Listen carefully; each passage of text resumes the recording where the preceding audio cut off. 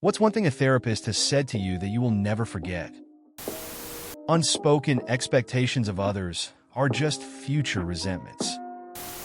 My therapist and I were discussing how I felt about a pretty deep betrayal from my now ex-wife.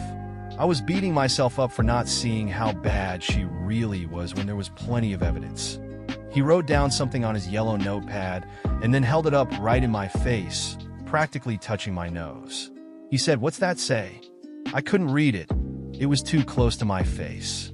Stepping back from it a bit, it could read it said, "You're too close to see it." He was right. I was too close to the problems and the situation to have been able to see it where, in retrospect, it was so obvious. I stopped beating myself up over it and was able to let it go. A therapist once told me, "You don't have to fix everything at once. Just start somewhere." It helped me let go of the pressure to be perfect and focus on small steps.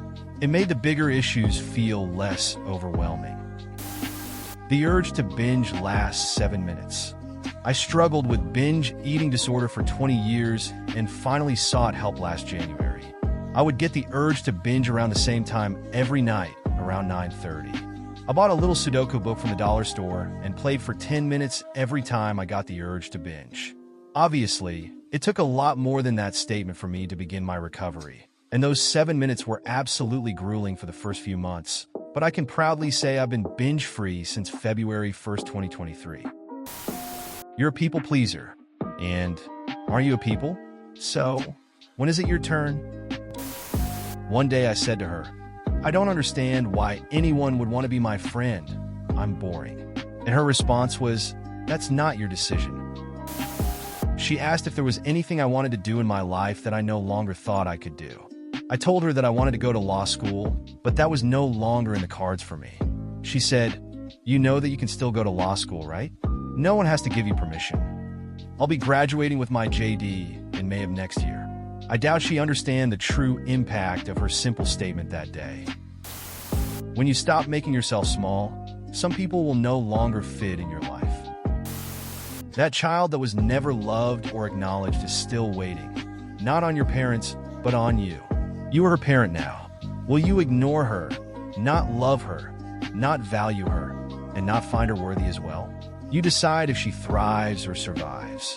Your parents let her down. Will you do the same? Depression doesn't have to be sadness or the lack of happiness. It could come in the form of unresolved anger. Made me reframe a lot of what I was trying to fix.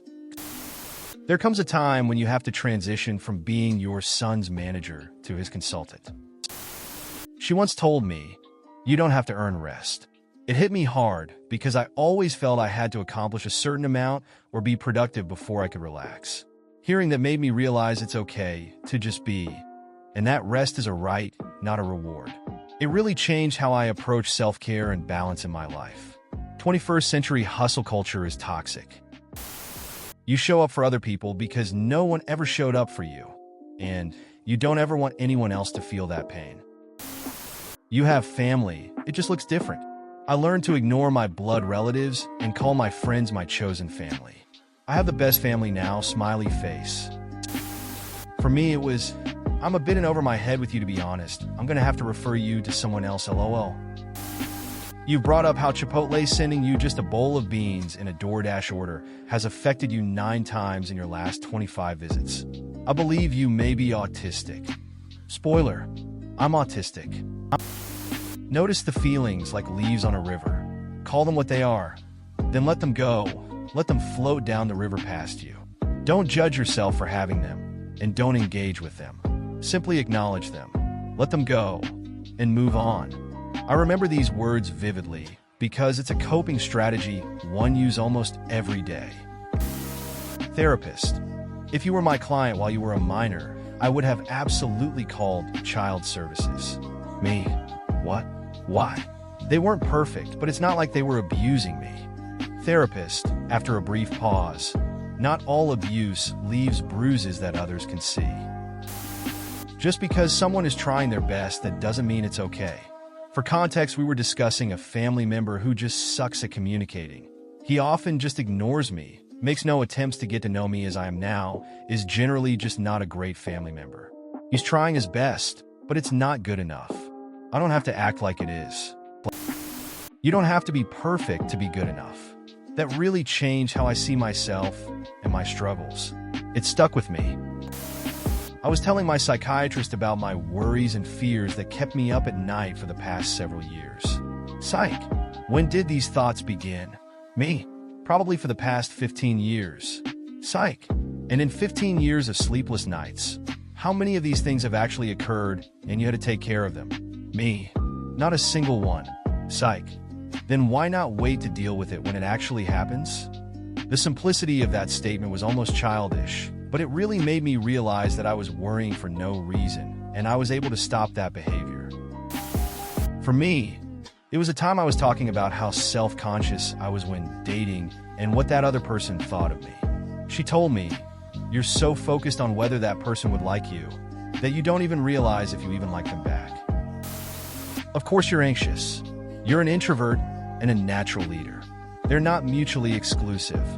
Effing nailed the root of my problem. I'd worked so long in sales learning to be chatty, I forgot how much I like being alone. Not my therapist, but my psychiatrist. There's nothing I can prescribe you to make your job not suck.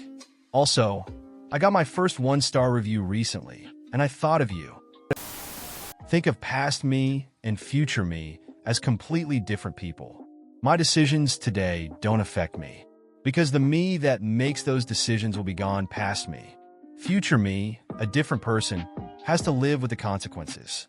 So treat that person with love and respect, and don't put him in bad or awkward situations. Obviously, you have ADHD. I did not know I had ADHD. There's a difference between I don't want to live anymore and I don't want to live like this anymore. Yup, Mrs. Kim, you were right, and I'm still around. Maybe the reason it's so hard to believe your significant other loves you is because it's the first time in your life you've ever experienced unconditional love.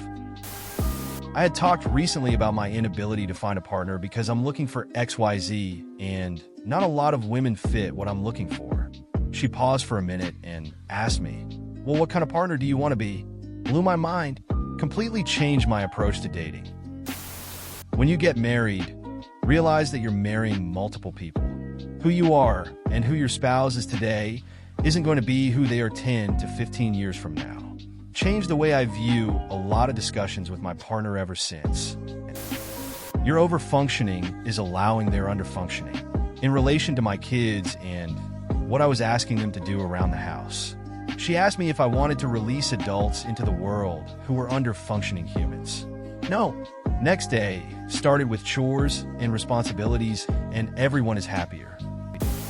They challenged me to answer why I kept getting into relationships with people who are likely to be enter a codependent relationship with me. Bad mental health, physical health issues, etc. I ended up coming to the conclusion that it's easier to avoid having to deal with my own issues if I spend my time dealing with somebody else's. Why didn't you tell him to stick it? Umbrellas. Up is a ****. I had seen this psychiatrist for over 10 years and had developed a good rapport with him. I was describing an event where my husband was paying more attention to his lady, another man's wife, leaving me to walk in the rain while he went ahead carrying our umbrella. It made the psychiatrist mad, and he just blurted that out. It was totally okay. It just told me my doctor cared a lot about what happened to me. Have you ever considered maybe you're not very good at your job? She was right. Found a new career. You can be alone, and that's okay. If only one person ever loves you, even if that person is you, it is enough. Feelings aren't facts, but they still deserve attention. It helped me realize that just because I'm feeling something intense, it doesn't mean it's the whole truth of the situation. Despite that, the emotions still matter and need to be acknowledged rather than ignored or dismissed. It really shifted how I process difficult feelings. The path the nerves laid out for the original pain are well-worn highways now. The most minor stimulation in the area will send a small message down this huge highway and make you think it hurts more than it does. You can train your brain to realize this is happening and practice your mind into believing the pain isn't as bad as it is, because it really isn't. You've come a long way since we met. You used to have your hair over your eyes and never made eye contact. Bless you, Helen. Let's pretend that everyone says exactly what they mean. Don't try to figure out the subtext. Take it at face value. Believe them. Your self-confidence will fluctuate day to day, maybe even minute to minute. That's transient.